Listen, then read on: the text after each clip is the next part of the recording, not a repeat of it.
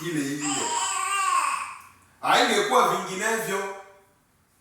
Kama yeye angekuwa mtu mzuri au nabii, yeye angekuwa mkombozi, ilimbidi kuwa muumba mwenyewe, bali yeye ungali katika ule mwili wa kiungu. Sasa maona na jinsi yeye alivyokuwa wakati huo, nasikia nabii anasema ndivyo ilivyokuwa Mungu na nani na Kristo, ni kitu hiki kimoja. Yaani kuko mwenye alitoka kwa mwenzake, lakini ni yule ule mmoja. Kristo alitoka kwa Mungu, sawa, alitoka kwa Mungu akawa katika mwili. Nabii anasema haiko tofauti na Mungu, ni yeye yule Mungu, lakini alichukua umbo lingine. Ni yule yule Mungu, na ndio maana alisema nilitoka kwa Baba. Nilitoka kwa Baba tena narudi kwa Baba. Yeye Mungu tena kule kwenye alikuwa ndio kwenye alirudilia tena.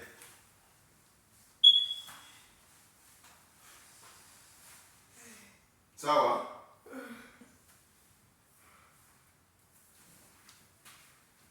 Tunaenda maswali na majibu juu ya kitabu cha Mwanzo.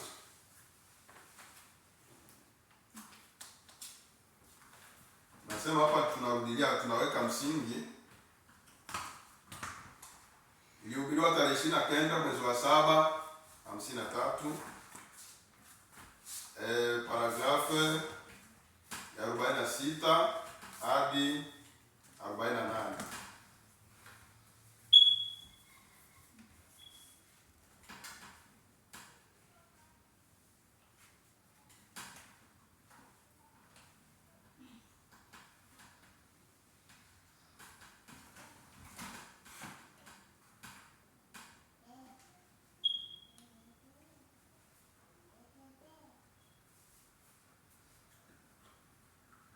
Nabii anasema sasa, alimuongoza mtu, aliongoza wanyama. Yule mtu wa roho aliongoza wanyama, ndio maandiko ilivyosema, alikuwa anatawala wanyama na ndege na samaki wa baharini na kila kitu, kama tu Roho Mtakatifu amuongozavyo muamini halisi na wa kweli siku hizi. Sauti ya Mungu nje pale samahani, sauti ya mwanadamu ingenena na kusema, kuwaita ng'ombe huku, kuwaita kondoo waje katika malisho haya, kuita samaki waje kwa maji haya. Unasikia? Ona, yeye alikuwa na mamlaka, kila kitu kilimtii. Kila kitu kilimtii nani? Kilitii yule mtu wa kwanza, Adamu wa kwanza wa roho. Na walakini hakukuwa na mtu wa kuilima ardhi. Mwanzo 2. Hapana mtu wa kuilima ardhi, na ndipo Mungu akamfanya mtu. Wewe rudia. Hala.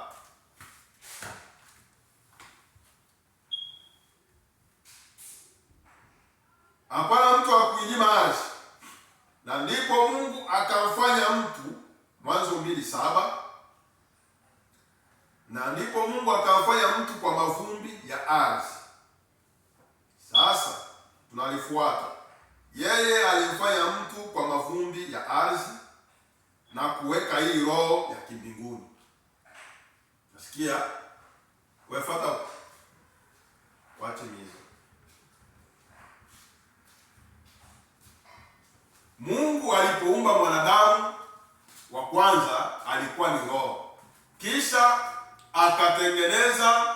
akamtengenezea mwili mwingine wa ardhi, kwa sababu hili lilikuwa ni roho na ulikuwa ni mwili wa kiungu. Nabii alisema ni kama mwili wa kibinadamu, lakini ni wa roho, hauwezi ukauona na macho ya nyama. Ndipo Mungu akautengenezea mwili, ile roho. Sasa ule Adamu mwenye alikuwa na miliki wanyama na samaki akaingizwa mwile mwili wa udongo.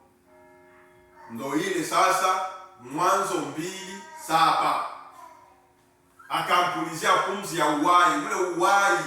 Ule uhai ambao alipuliziwa yule ndio ile roho ya Adamu. kama hii ya kawaida, hapana. Na ndio maana Biblia hii tukifuata jinsi inavyoandikwa tutachanganyikiwa, kwa sababu maandiko yanasema Mungu akampulizia pumzi ya uhai.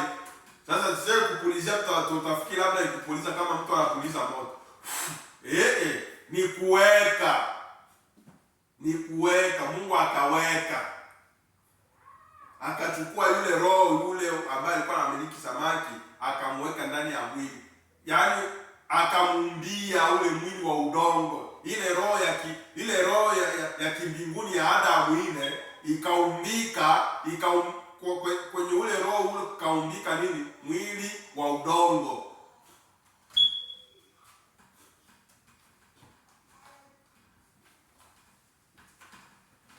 Kwa mavumbi ya ardhi. Sasa tunalifuata, yeye alifanya mtu kwa mavumbi ya ardhi na kuweka hii roho ya kimbinguni. Sasa yeye alikuwa amekaa pale. Naweza kuwa na mifano mingi yake. Naweza kumwona Adamu akisimama, na tuchukue hivi tumuone akisimama kama mti. Sasa yule mtu wa udongo yule, baada ya kuingiliwa na ile roho ya Adamu ya kwanza, Nabii anasema kwamba anaweza akamwona Adamu anasimama. Hapa sasa anakuwa ni Adamu mwili. Anakuwa Adamu mwili. Haiko tena Adamu roho. Ile roho imeshakuwa ndani ya mwili, imeshachukua mwili wa kibinadamu wa udongo. Nabii anasema anaweza akamwona sasa Adamu anasimama. Adamu anasimama. Anasimama kama nini? Kama mti. Sawa? Mungu alikuwa amemfanya. Yeye alikuwa mtu awezavyo kuwa, vidole vyake vya miguu kama mizizi, tushaka viona. Vimejishikilia ardhini. Ndio ule mtu alivyokuwa, mtu wa 2:7 kwenye Adamu aliingia, vidole vya miguu vilikuwa vinaingia ndani ya ardhi kama mizizi ya miti. Sawa? Ndio Nabii anasema Mwanzo 2:7. Ndio kwenye Adamu alikuwa shaingia vile. Ndio ule mtu wa 2:1 ule mwili wa udongo. Vidole vyake vya miguu vilikuwa vinasimama kwenye ardhi kama mizizi ya miti, na kuaga inaingia wapi? Mudongo. Ndio na yeye alikuwa anasimama vile. Sawa? Na Mungu akasema iwe, au akampulizia pumzi ya uhai, naye akaruka. Akaruka hivi. Ule mwanadamu akaruka. Akazinduka. Kuzinduka ni kushituka. We, angalia huko.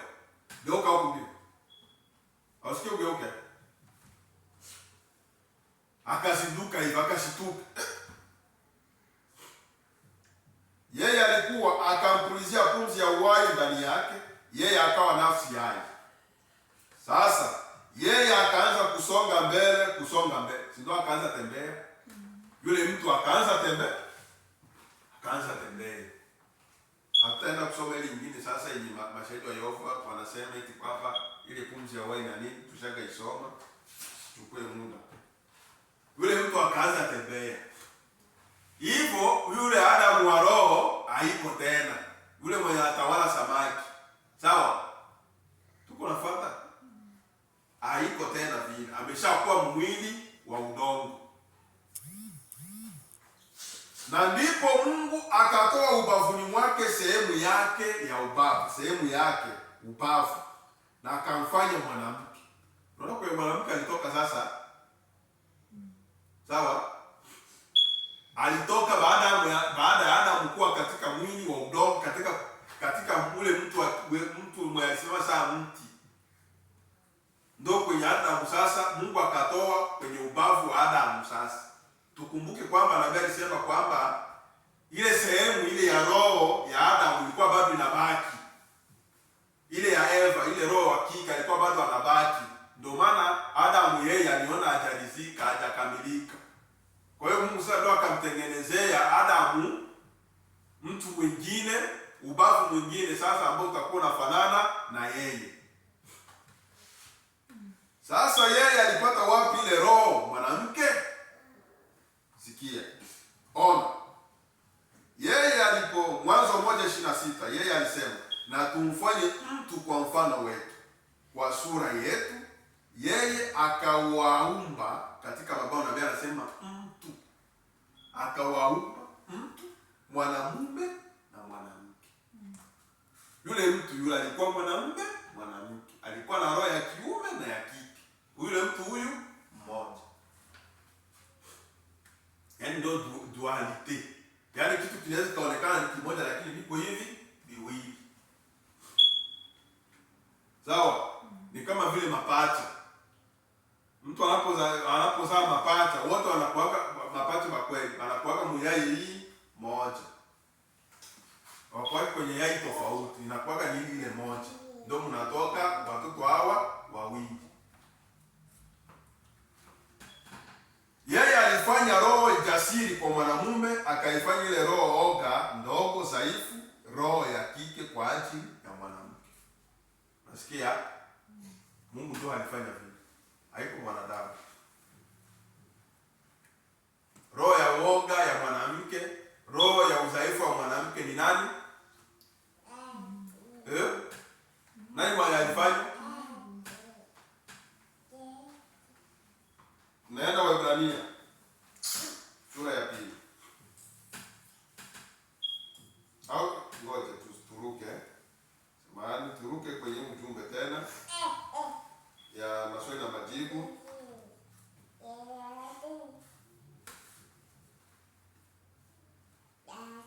Paragrafa 62 hadi 67. Nikwacha sawa.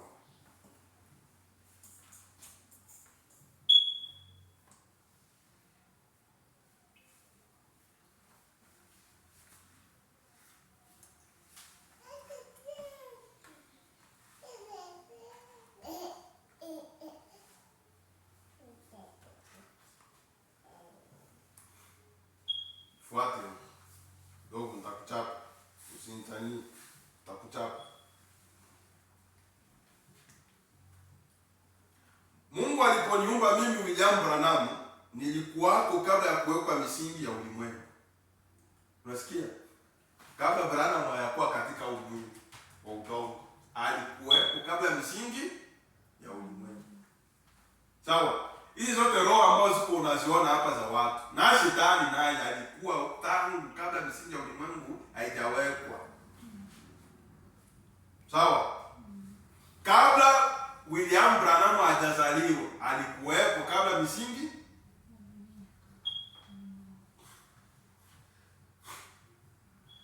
Nilikuwako kabla ya kuwekwa misingi ya ulimwengu.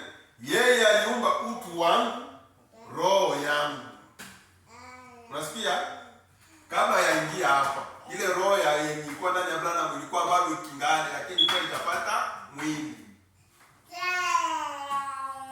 Sikuwa na ufahamu wa lolote kwa kadri nijuavyo, lakini nilikuwepo.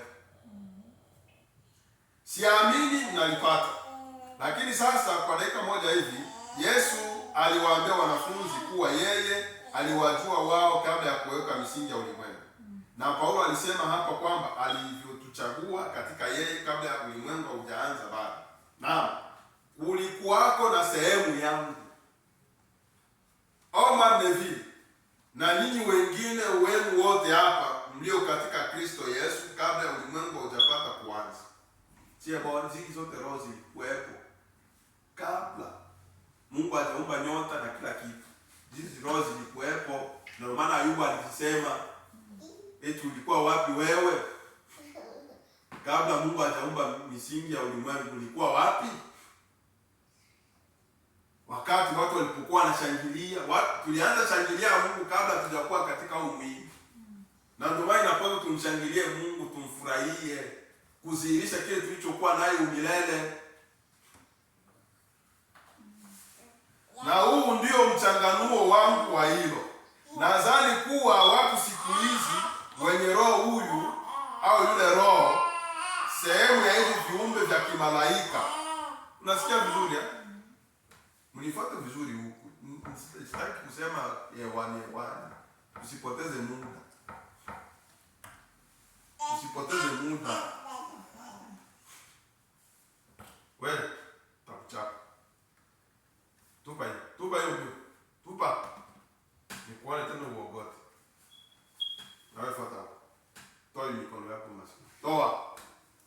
Toa mikono. Toa mikono yako.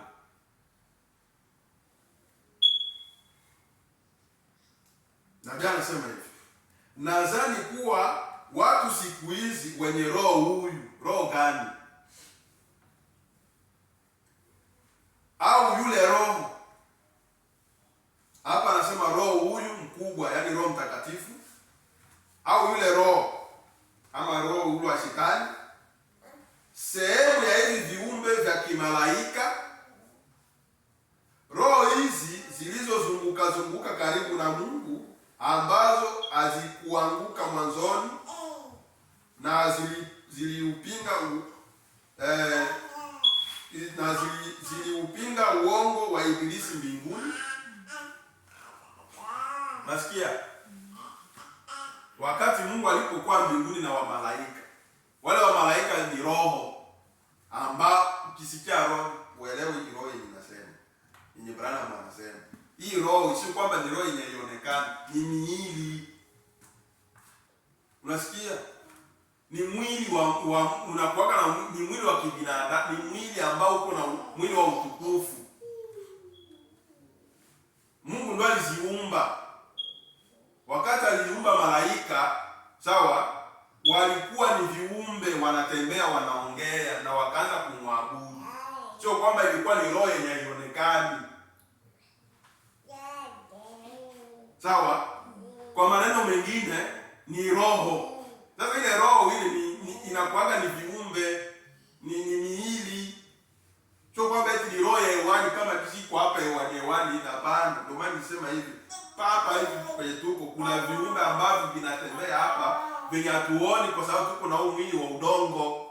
Ni viumbe ambavyo vinatembea vina umbo kama ya mwanadamu. Ina mwili ya kiungu. Sawa? Na ndio maana malaria ni pepo. Sawa? Yule pepo ule usifikirie kwamba ni kitu cha hewani. Inakuwaga ni miili, ni malaika. Ina umbo. Malaria ina maumbo. Sawa? Ni umbo. Sasa yenyewe kwa sababu inatumika katika ulimwengu wa roho, yaani inakuwaga imejengana ndani ya mtu. Ndio unasikia hapa tu kwamba unashikwa na malaria. Ile roho vile tayari imeshakushika, imeingia. Sawa? Na yeye anasema sasa hizo viumbe hivyo wakati vilikataa, malaika walivyokataa uongo wa Shetani kule mbinguni, sawa? Na theluthi mbili ya dunia imo zambini. Na zaidi ya hiyo ambapo theluthi mbili za malaika zilifukuzwa. Unasikia? Sehemu mbili ya malaika ambayo ilikuwa kule. Sawa? Yenye ilishawishiwa na nani? Na Shetani. Yaani aligawa mara mbili. Sehemu kubwa yenye alibeba ikaanguka hapa duniani, Mungu akaifukuza kule mbinguni. Sawa? Na hizo roho za pepo, unaona zinageuka pepo. Walikuwa malaika wa Mungu, lakini kwa sababu waliasi neno, Mungu anawaita nini? Mapepo. Unasikia? Na ndio maana leo hii bafrere wenye waishi neno, wenye wanakanyaka hili neno, ni roho za pepo. Unasikia? Ni zile roho ambazo zilianguka toka mbinguni zenye ziliasi neno, ndio ziko incarnate ndani yao. Kwa sababu zenye ziliasi Mungu na frere sana akiasi neno, tayari ni sawasawa na yule malaika mwenye aliangushwa wapi? Kutoka mbinguni. Sawa? Utasikia Branham anayosema. Wale malaika walifukuzwa mbinguni. Na hizo roho za pepo huwaingia watu na kupata makao miilini mwao. Mwafahamu lile linalokusudia Branham anauliza. Eske tuko tunaelewa venye Branham anataka maanisha?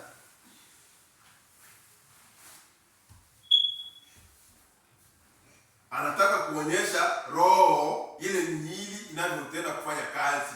Gisi Mungu alivyoanza kuziumba zile roho na hizi zinaendelea kufanya kazi ndani ya nani? Ndani ya watu. Ni pepo ambao wakati mmoja walikuwa hai, nao wakawaingia watu na kuwapa tabia fulani. Unasikia? Ndio ile ambayo tulisomaga wiki iliyopita, wiki nyingine ile, tukasema mtoto anapozaliwa kuna kuaga roho fulani inafanya nini? Inamfuata yule mama mjamzito popote kwenye anaenda. Sasa yule mtoto atakayezaliwa yule, sawa, ile roho yenye itaingia ndani yake inatokana na ile atmosfere na ile hali ya hewa yenye mwanamke anakutaniwa nayo, yenye iko nayo mjauzito. Ndio yenye atachukua yule mtoto. Unasikia? Unasikia? Kama yule mjamzito alikuwa ni mkali, mtoto akizaliwa anapokea ile roho ya ukali yenye ilikuwa na miliki nini? Ile mimba. Kama mama alikuwa ni mpole, yule mtoto akizaliwa ile roho yenye ilikuwa inazunguka yule mama mpole inaingia ndani yake. Inakuwa ni hao wa malaika. Sawa? Akiwa mtoto ambaye amezaliwa iko morone, anakufa. Sawa? Shahada wife, ina maana alikataa zile roho zisiingie ndani yake. Unasikia? Ndio unasiketi alizaa mtoto na akakufa. Ina maana wale wa malaika, kati ya malaika wa mbinguni na wa shetani, sawa, akukubali hata huyu anakufa. Na ndio maana ule mtoto anapozaliwa kule hospitalini akilia anapokea roho hii. Sasa inategemea sasa na roho gani ambayo imeingia ndani yake. Branham anasema wale mapepo wale wanakuwa wanazunguka hapa duniani wakiingia ndani ya miili ya watu.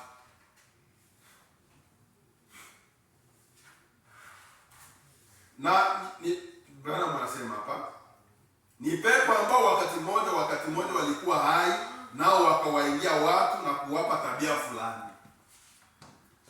Yesu alitoa 7 ya hao toka kwa Mariamu Magdalene. Unasikia hao mapepo walikuwa malaika. Na Biblia inasema wale mapepo wale ambao walifukuzwa mbinguni wale, sio kwamba eti wanakuja tu kukaa hivi, wanatafutaga mahali kwa kufanyia kazi. Sasa wale wa malaika, huko malaika ambaye sawa, huko malaika ambaye ni pepo wa kiburi. Ndio wale wenye walikuwa wanaingia ndani ya nani? Ya Mariamu Magdalena, pepo 7. Kiburi, majivuno, watu wakubwa, maona, uchafu, unajisi, utovu wa adabu, unasikia? Maigizo, mashindano, vitu hivyo vyote, ona, ni roho za kipepo, wale wa malaika ambao walifukuzwa mbinguni. Les anges déchus. Mkifaransa ndio wanabaita. Wale malaika walioanguka. Sasa ndio wanajiengana ndani ya watu, wanachukua miili ya watu. Ndio unakuta mtu anakuwa na kiburi, anakuwa na pepo ya kiburi. Ni wale wa malaika wenye walifukuzwa mbinguni ndio wanakuja kumiliki watu na ndio lengo ya shetani hadi leo yenye alikuwa nayo. Tutaendelea tutaona jinsi nabii anavyosema lengo ya shetani kisilivyo. Tangu mwanzoni.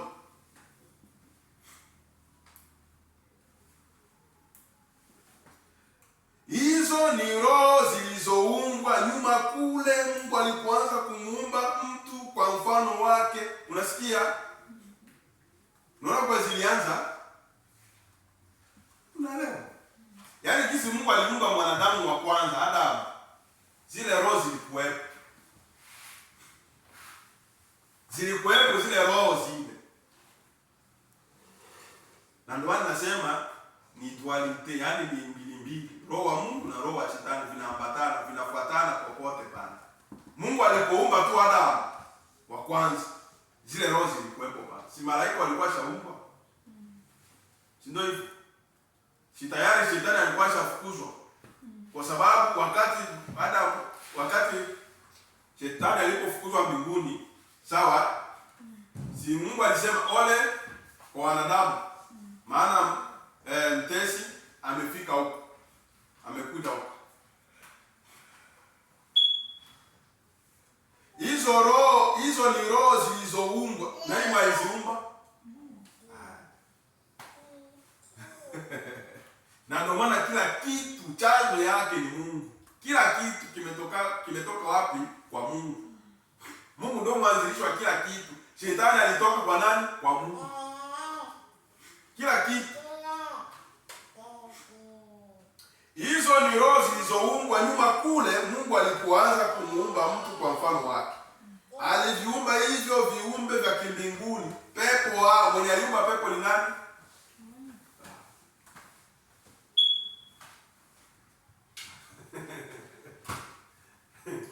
Nasikia Bwana.